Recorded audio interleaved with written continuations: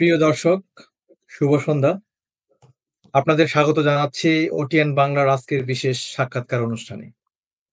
আজ আমরা আপনাদের সামনে তুলে ধরতে যাচ্ছি এমন একজন প্রবাসী বাংলাদেশীকে, যিনি অস্ট্রেলিয়ায় ইতিহাস গড়ার পথে এগিয়ে চলেছেন। হ্যাঁ, এবারের অস্ট্রেলিয়ান জাতীয় সংসদ নির্বাচনে নিউ সাউথ ওয়েলসের ওয়াটসন আসন থেকে লিবারেল পার্টির প্রার্থী হিসেবে প্রতিদ্বন্দ্বিতা করছেন জাকির আলম লেলিন ভাই। তিনি এই নির্বাচনে অংশগ্রহণকারী একমাত্র বাংলাদেশী।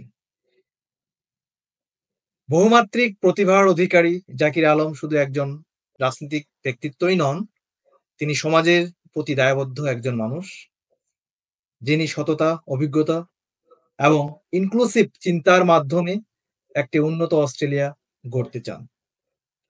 তিনি বাংলাদেশী কমিউনিটির গর্ব।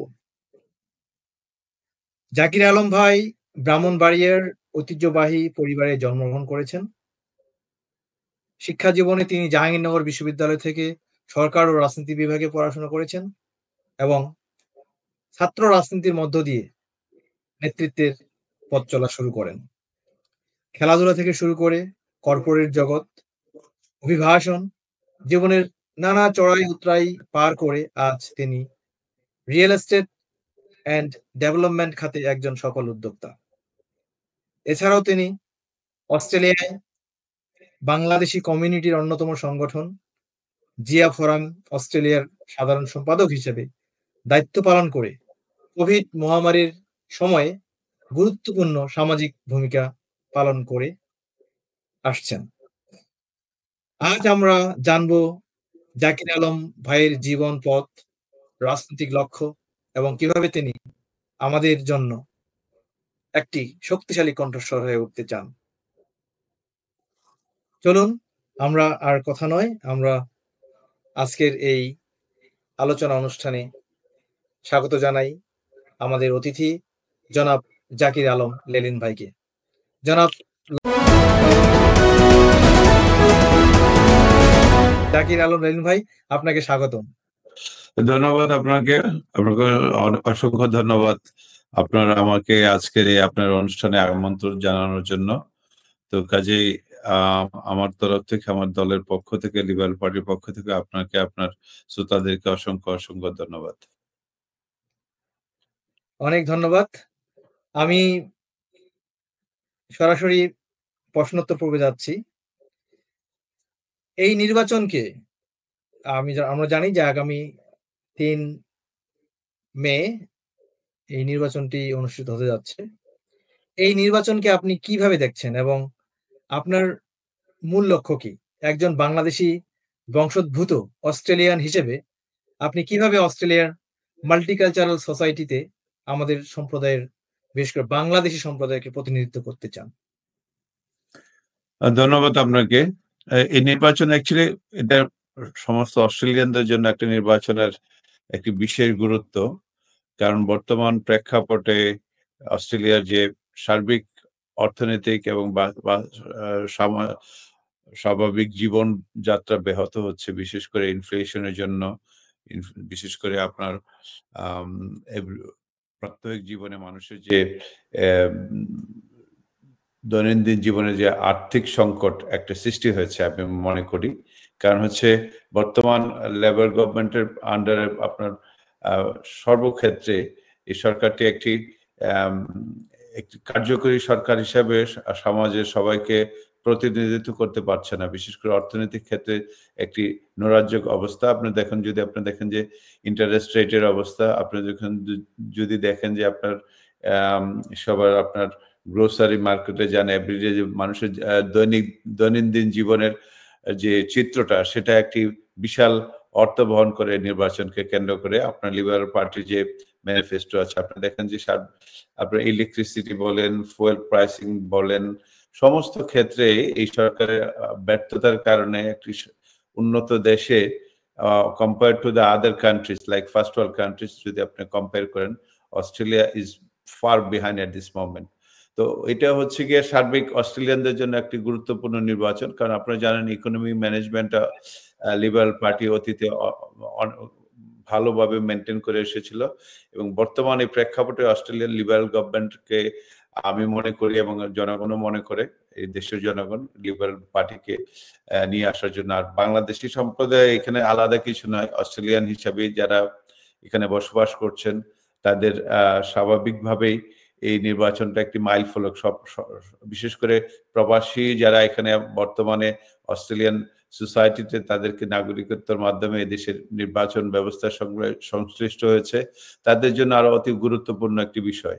কারণ নির্বাচন শুধু একটি সম্প্রদায়ের না, সমগ্র অস্ট্রেলিয়ার একটি প্রেক্ষাপট।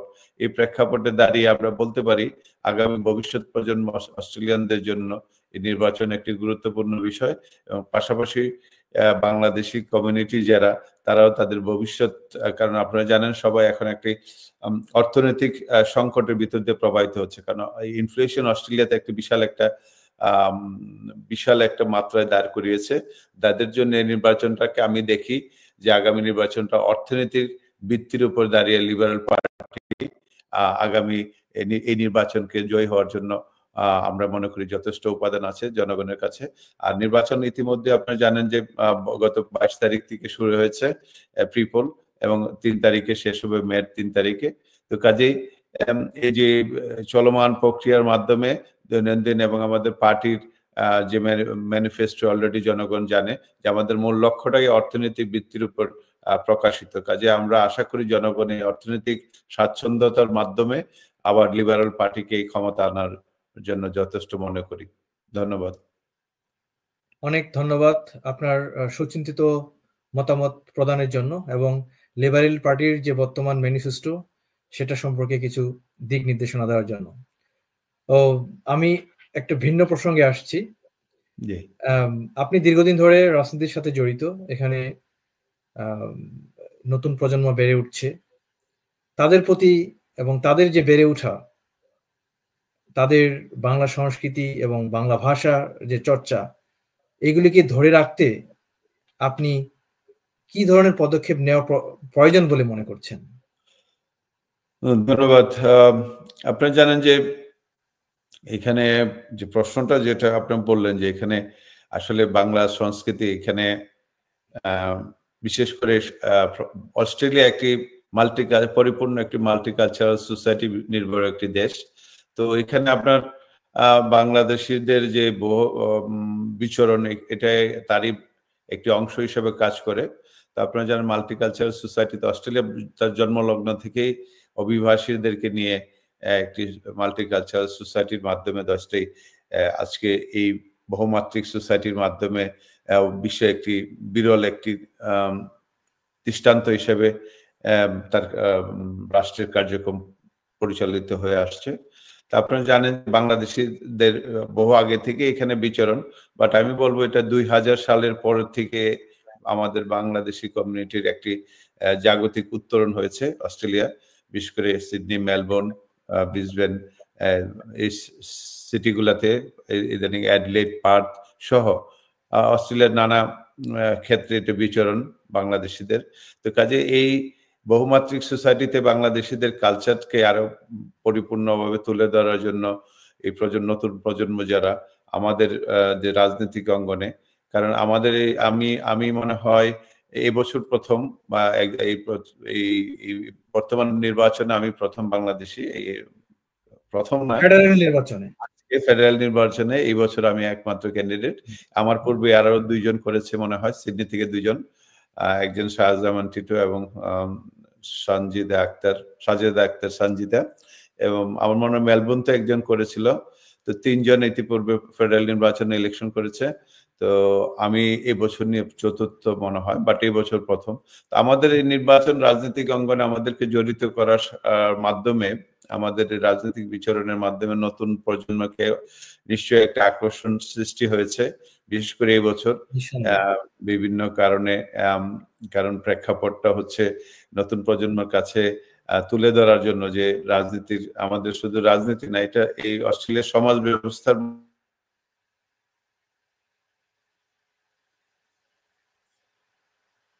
তত বেশি আপনার রাজনৈতিক রাজনীতির অঙ্গনে বিচরণ করতে সহায়তা করবে। আমরা বিশেষ করে নতুন প্রজন্মকে তুলে ধরার জন্য সমাজে সিডনি, আমি যেহেতু সিডনিতে অনেকগুলা সংগঠনের কার্যক্রমের সাথে তরুণদেরকে, নতুন প্রজন্মদেরকে আগ্রহ দিয়ে থাকি। প্লাস হচ্ছে তাদের কার্যক্রমকে এই সোসাইটির মাধ্যমে এদেশের মূল মেইন স্ট্রিম যেটাকে হয় সেখানে তাদেরকে বিচরণের রাস্তা করে। কারণ লিবারাল পার্টিতে আপনার ইয়াং লিভস বলে, ইয়াং লিবারাল একটা পার্ট আছে। আমাদের যারা আমাদের পরিচিত যারা আছে তাদেরকে আমরা চেষ্টা করি ওইভাবে আগামী প্রজন্মের স্টেপ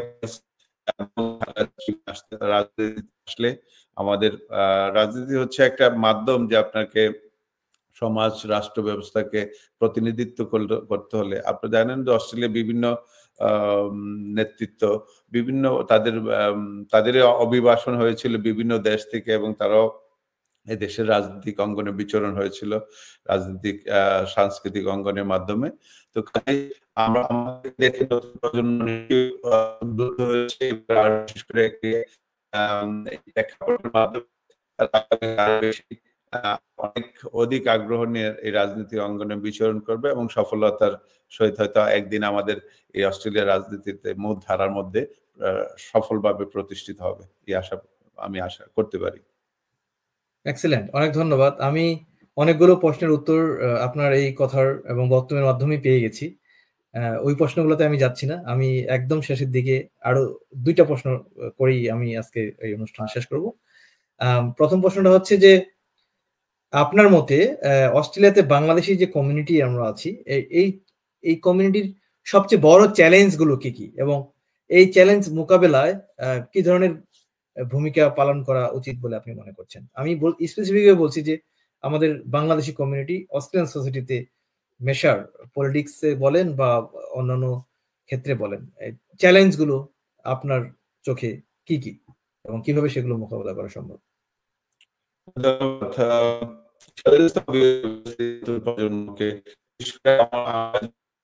এথনিক ব্যাকগ্রাউন্ড থেকে এখানে এসেছে।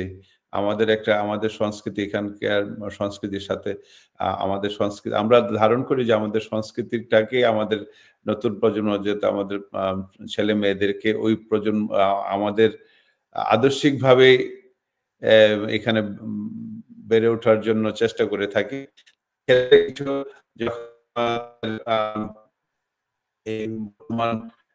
এই সময়টাতে তরুণদেরকে বাংলা কালচার প্লাস মাল্টিকালচার যেটা আমরা মনে করি যে বাংলা কালচারটা মাল্টিকালচারের অন্তর্ভুক্ত হিসেবে এখানকার কালচারের সাথে আমাদেরকে তাদেরকে গাইড করতে হয়। এই জায়গাটা একটা চ্যালেঞ্জিং বিষয়। তো প্রত্যেকটা দেশের এখানে সংস্কৃতির মাধ্যমে তাদের প্রজন্মকে তুলে ধরার চেষ্টা করে। এই ক্ষেত্রে আমাদের বিশেষ করে আমরা যারা প্যারেন্টস আছি, গার্জিয়ান যারা, তাদেরকে মূল ভূমিকাটা রাখতে হয় পারিবারিকভাবে, যাতে এখানে আমাদের সংস্কৃতির মাধ্যমে এই মূল ধারাটাকে আমরা তুলে ধরতে পারি। তো এই ক্ষেত্রে একটা চ্যালেঞ্জ হয়ে থাকে আমাদের ভাষাগত, আমাদের সংস্কৃতিগত, আমরা যেহেতু অনেক সময় কালচারাল কনফ্লিক্ট হওয়ার সম্ভাবনা থাকে। তো সেই জিনিসটা আমাদের যারা গাইডেন্স তারা এটা একটা চ্যালেঞ্জ হিসেবে আমরা দেখে থাকি। এখন আপনি যদি একটা পর্যায়ে এখানে অস্ট্রেলিয়া একটি অবাধ সম্ভাবনাময় একটি দেশ। এখানে আপনার শিক্ষা সংস্কৃতি বলেন, সংস্কৃতি বলেন, স্পোর্টস বলেন, সব ক্ষেত্রে একটা অবাধ একটা অফুরন্ত একটা সুযোগ সম্ভাবনার দেশ। তো কাজে আমরা যদি আমাদের প্রজন্মকে আপনার নিজের সংস্কৃতি ধরে রাখতে কাজে মাল্টিকালচারাল কান্ট্রি হিসেবে আপনার সংস্কৃতিকে তাদেরকে মূল্যায়ন করে থাকে। যেমন ধরুন আমাদের এখানে আমাদের সংস্কৃতি আজকে বাংলা ভাষা একটা আন্তর্জাতিক ভাষা হিসেবে স্বীকৃত। তো কাজে এখানে আমরা সিডনিতে আপনারা জানেন যে আমাদের ইন্টারন্যাশনাল মনুমেন্ট আছে, পাশাপাশি শহীদ মিনার আছে। কি বলে পয়লা বৈশাখ আমরা যথেষ্ট আনন্দের সহিত পালন করে থাকি, যেটা আমাদের একটা এবং এই দেশের মেইন স্ট্রিম যারা বর্তমানে যারা মূল রাজনীতির যারা কেন্দ্রবিন্দু তারাও জানে যে বাংলাদেশের সংস্কৃতি অনেক বিস্তৃত হয়ে ঘটেছে এখানে অস্ট্রেলিয়াতে, বিশেষ করে সিডনি। আমি যেতে থাকি সিডনি নির্ভর। তো এখানে একটা বিশাল একটা অনেক অসংখ্য অনুষ্ঠানের মাধ্যমে আমরা এইগুলো উদযাপন করে থাকি। তো কাজেই আমাদের সংস্কৃতির মাধ্যমে আমাদের নতুন প্রজন্মকে যদি আমরা এগিয়ে নিয়ে যেতে চাই, কারণ কালচারাল ডাইভার্সিফিকেশন এখানে যথেষ্ট সমাদিত। তো ওই হিসাবে যেমন অন্যান্য ভাষা আমাদের বাংলা ভাষার স্কুলেও এখানে পরিচালিত হয়। আমরা বাংলা ভাষাটা আমার একটা অনুরোধ থাকবে সবাইকে। বিশেষ করে আমাদের কালচারের একটা বিশেষ করে আমি মনে করি যে আমাদের যে সংস্কৃতি আমাদের বিবাহ অনুষ্ঠান কিংবা আর অন্যান্য অনুষ্ঠানে আমি দেখি এটা একটা চ্যালেঞ্জিং যে আমাদের যে সংস্কৃতির পরিবর্তে অন্য দেশেই কিংবা সংস্কৃতির মাধ্যমে অনেক ক্ষেত্রে ইয়ে করা হয়। এই জায়গাটা আমি বলে থাকবো, আমি মনে করি আমাদের একটু সংশোধন হওয়া দরকার। কারণ আমাদের সংস্কৃতি, আমাদের সংগীত, আমাদের কালচার যেটা বলে যে উদযাপনের মাধ্যমটা আমাদের কিন্তু অনেক কালচারালি রিচ, আমরা একটা বাংলাদেশী সোসাইটি। তো আমাদের এই মিক্স কালচার যেহেতু আমাদের এই যা বাংলা সংস্কৃতিটাকে জায়গায় একটু প্রায়োরিটি দেওয়া হয় বেশি, বিশেষ করে সামাজিক অঙ্গনে এই দেশে। তাইলে এই আমাদের যে সমস্যাগুলো আমরা এর মাধ্যমে আমি মনে করি যে আমরা অনেকটা এই লাঘব করতে পারবো। না, অনেক ধন্যবাদ। আমরা একদম অনুষ্ঠানের শেষ দিকে এসে গেছি। আপনি এর মধ্যে অনেকগুলো প্রশ্নের উত্তর দিয়েছেন আমি যেটা করতে চেয়েছিলাম। আপনি মনে করেন ব্যক্তিগতভাবে যে অস্ট্রেলিয়ার মেইনস্ট্রিম পলিটিক্সে বেশি করে বাংলাদেশিদের আসা উচিত? আপনার কি মনে হয় কেন আসছে না বা কিভাবে আসতে পারে? আপনার কি ধারণা এই বিষয়ে? না, ধন্যবাদ আপনার প্রশ্নের জন্য। না, রাজনীতিতে যথেষ্ট পরিমাণ সংখ্যা অনেক বেড়েছে পূর্বের ন্যায়। কারণ আপনি জানেন যে আমাদের নিউ সাউথ ওয়েলসে বিভিন্ন বিভিন্ন সব স্টেটগুলা কিংবা কাউন্সিল নির্বাচনে যথেষ্ট পরিমাণ বাংলাদেশিদের বিচরণ আছে। কিন্তু মূল আপনার জাতীয় পর্যায়ে একটু সংখ্যা কম, কিন্তু আস্তে, আস্তে বেড়ে উঠছে। আর বিশেষ করে আমরা মনে করি যে আমাদের নতুন প্রজন্ম যারা পরবর্তীতে আমি যে একটা নতুন প্রজন্মের ভিতরে আগ্রহ সৃষ্টি হয়েছে। কিন্তু এটা একটু টাইম লাগবে। কারণ হচ্ছে আপনি জানেন যখন এই দেশে যখন একটা মাইগ্রেশন হয় তার অনেক একটা লাইফে একটা স্ট্রাগল করতে হয় প্রথম দিকে। তো কাজেই রাজনৈতিক সচেতন থাকলে অনেক বাস্তবতার কারণে অনেকে অনেক কিছু করতে পারে না। তো ইতিমধ্যে আমাদের বাংলাদেশি কমিউনিটিতে রাজনীতির অঙ্গনে যথেষ্ট পরিমাণ বিকাশ হচ্ছে এবং আশা করি দিন আরো এই সংখ্যা বাড়বে, কমবে না। প্রজন্ম বেড়ে উঠবে, হয়তোবা আমরা শুরু করেছি, আমাদের পরবর্তী প্রজন্ম এই দেশের রাজনৈতিক অঙ্গনে আরো যথেষ্ট উন্নতি করবে, সেই প্রত্যাশা তো সবাই থাকে এবং এটা যথেষ্ট কারণও আছে। তো কাজে এই দেশের অসংখ্য মানুষ, অসংখ্য তরুণ প্রজন্ম এদেশের রাজনীতির সাথে রাজনৈতিক সচেতন, বিশেষ করে অর্থনৈতিক সচেতনতার মাধ্যমে রাজনীতিতে আগ্রহ তাদের বেশি থাকে। তো কাজেই আস্তে আস্তে এই তরুণ প্রজন্মই আমাদের মূল রাজনীতির প্রতিনিধিত্ব করবে, অ্যাটলিস্ট আমাদের এই বাংলাদেশি বংশোদ্ভূত সোসাইটির মাধ্যমে। অনেক ধন্যবাদ। অনেক পজিটিভ বলেছেন। আমাদের পরবর্তী প্রজন্ম এবং বাংলাদেশি যে কমিউনিটি অস্ট্রেলিয়াতে রাজনীতিতে সম্পৃক্ত হচ্ছে এবং এর পরিমাণ, এর সংখ্যাটা, মূল রাজনীতিতে যে সংখ্যাটা সেটা দিন দিন বাড়ছে। অনেক পজিটিভ বার্তা এবং আশা করি এই বার্তা থেকে আমাদের যারা বিশেষ করে রাজনীতি সচেতন ব্যক্তি এবং অস্ট্রেলিয়ার রাজনীতিতে অবদান রাখতে চান তারা উৎসাহিত হবে। এবং আজকে আপনার আলোচনার মাধ্যমে এই মেসেজটাই দিতে চাই আমাদের বাংলাদেশি কমিউনিটিকে, যে যারা রাজনীতিতে আসতে চান বা আসবেন ভাবছেন, দ্বিধাগ্রস্তে আছেন, তাদের কাছে একটা পজিটিভ বার্তা আপনার এই সুন্দর আলোচনার মাধ্যমে পৌঁছে যাবে ওটিএন বাংলার মাধ্যমে। আপনার সাফল্য কামনা করছি এবং আগামী ৩ তারিখে আশা করি আপনি জয়ী হবেন এবং সেই শুভকামনা থাকলো ওটিএন বাংলার পক্ষ থেকে। আপনার মাধ্যমে আমার বাংলা ভাষাভাষী আমাদের সমস্ত সোসাইটির সবাইকে আমার পক্ষ থেকে আবারও শুভেচ্ছা জানাচ্ছি এবং আপনার এই অনুষ্ঠানটির সাফল্য কামনা করছি। ভবিষ্যতে আশা করি আমাদের বাংলাদেশি সোসাইটিকে আরো প্রতিনিধিত্ব করবেন, সেই প্রত্যাশা আমার পক্ষ থেকে রইল আপনাদের প্রতি। ধন্যবাদ আপনাকে।